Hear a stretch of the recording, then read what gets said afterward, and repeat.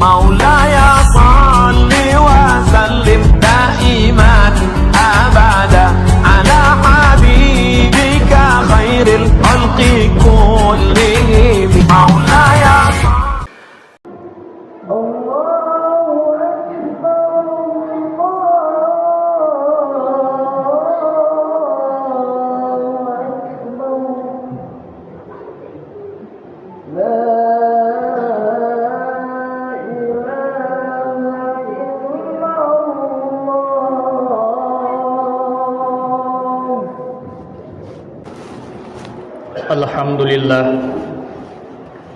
Alhamdulillahillazi khalaqal mauta wal hayata liyabluwakum ayyukum ahsanu amala. Asyhadu an la ilaha illallah wahdahu la syarika lah wa asyhadu anna Muhammadan abduhu war rasuluh. Allahumma salli ala sayyidina Muhammad wa ala ali sayyidina Muhammad. La haula wa la quwwata illa billahil aliyil azim. Faya ibadallah, usikum wa nafsi wa iyaya bitaqwallah faqad fazal muttaqun. Faqala Allah ta'ala fil Qur'anil Karim, a'udzu billahi minasy syaithanir rajim. Bismillahirrahmanirrahim. Ya ayyuhallazina amanu taqullaha haqqa tuqatih wa la tamutunna illa wa antum muslimun. Shadaqallahul azim. Kaum muslimin jamaah Jumat yang dimuliakan Allah Subhanahu wa taala, bersyukur kepada Allah di hari yang mulia, di hari Jumat ini Allah masih menggerakkan hati kita dalam iman. Allah masih menggerakkan hati kita dalam istiqomah beribadah kepada Allah. Maka rasa syukur itu kita ucapkan dengan mengucapkan alhamdulillahi rabbil alamin. Salawat beriringan dengan salam kita kirimkan buat junjungan kita Nabi Muhammad sallallahu alaihi wasallam, dengan kita mengucapkan Allahumma salli ala Sayyidina Muhammad wa ala ali Sayyidina Muhammad. Kaum muslimin jamaah Jumat yang dimuliakan Allah Subhanahu wa ta'ala, marilah di hari Jumat ini kita senantiasa meningkatkan ketakwaan kita kepada Allah dengan sebenar-benar takwa.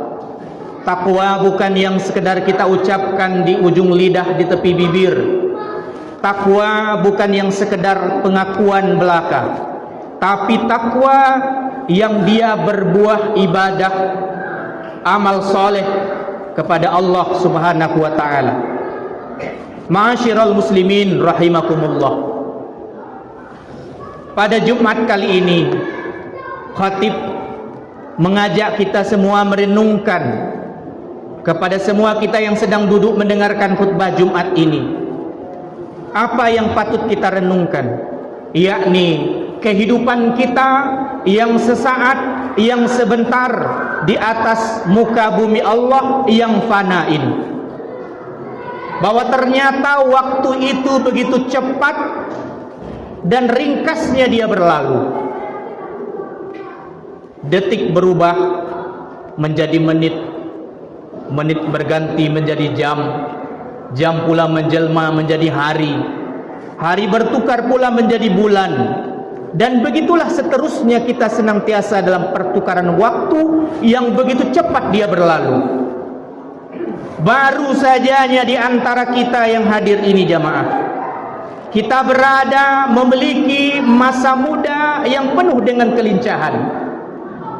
Tapi hari ini senjanya waktu tua telah menghampiri sebagian daripada kita.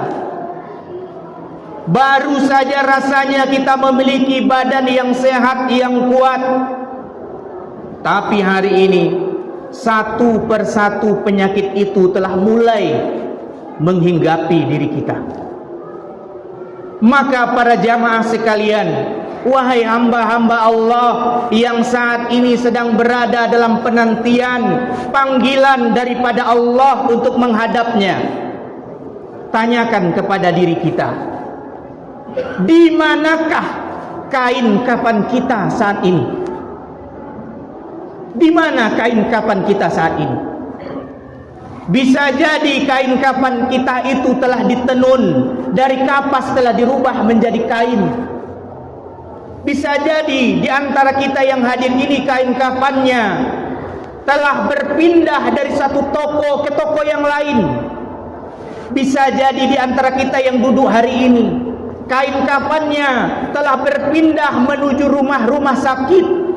Jangan-jangan kain kafan kita itu pula saat ini telah berada di masjid jami ini, tinggal menunggu perintah daripada Allah untuk membalut, membungkus tubuh kita yang telah menjadi dingin, kaku, tak lagi bernapas, tak lagi bersuara.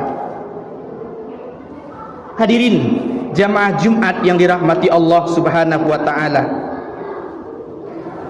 kita sejatinya hanya tinggal menunggu panggilan daripada Allah Subhanahu wa taala saja. Maka perlulah kita ingat, nanti beberapa lembar kain kafan itu akan membalut tubuh kita. Semua sama.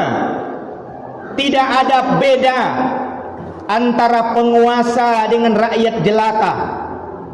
Tidak ada beda antara orang kaya dengan orang miskin papa. Tidak ada beda antara orang alim dengan orang jahil. Semua dibalut, dibungkus dengan 3 helai kain putih yang tak berjahit, yang tak bernama, dan dia tak bersaku untuk membawa harta benda kita di dunia ini. Karena yang kita bawa waktu itu hanyalah amal soleh kita kepada Allah Subhanahu wa ta'ala. Bukankah sering kita dengarkan para ulama-ulama, khatib-khatib di atas mimbar Jumat mengingatkan kita akan hadis Rasulullah sallallahu alaihi wasallam. Rasulullah sallallahu alaihi wasallam bersabda, "Yatsbi'ul mayyit salasah," bahwa nanti yang akan mengiringi jenazah manusia itu hanyalah 3. Irji'usnani, 2 di antaranya akan pulang. Wa yabqa wahid, 1lah yang akan kekal menemani kita. Selama di dunia kita berangkat pagi, pulang petang, peras keringat, banting tulang, mengumpulkan pundi-pundi emas, mengumpulkan harta-harta kekayaan.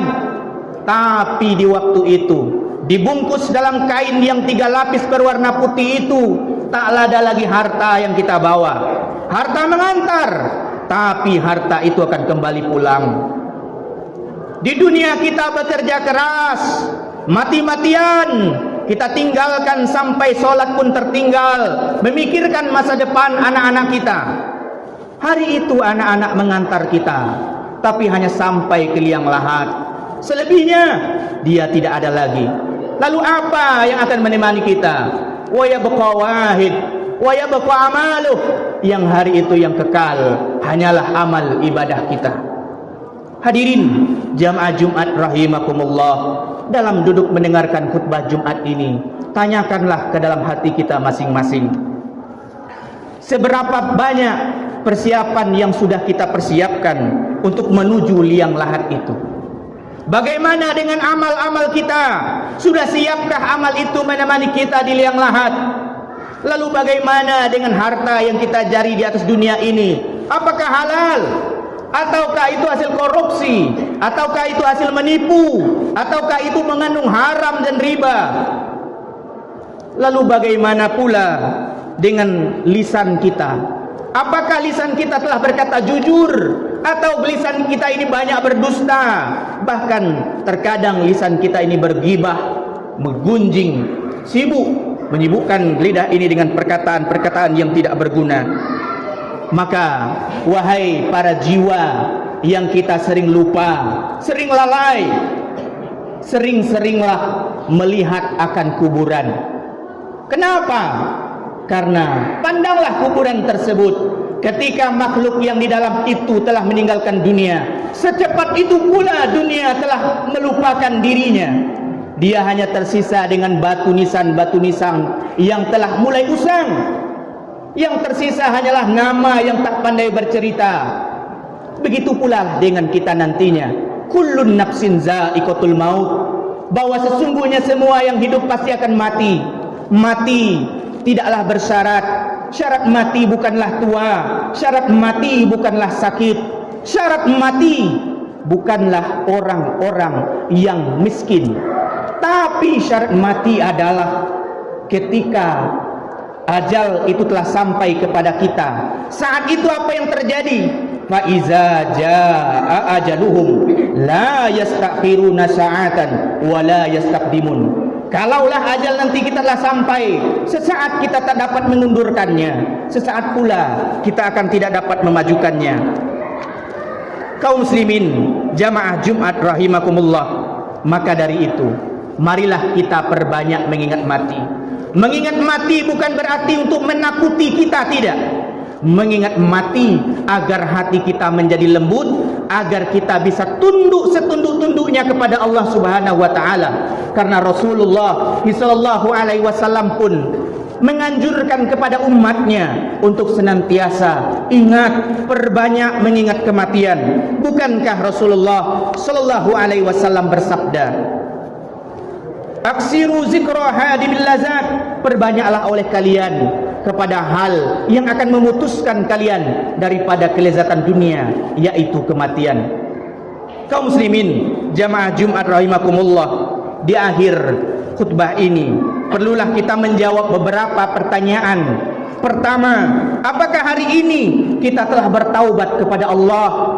Kemudian, apakah hari ini kita telah menyentuh mushaf Al-Quran? Lalu pada hari ini, apakah kita telah menundukkan kepala kita solat? Lalu telahkah air mata itu keluar ketika kita solat, mengingat dosa yang telah kita perbuat? Jangan tunggu wahai hadirin, kain kafan itu benar-benar menutupi kita. Karena tak kala kain kafan itu telah menutupi kita, tak ada lagi pertaubatan yang akan diterima oleh Allah. Maka hisablah diri kita sebelum dihisab oleh Allah Subhanahu wa taala.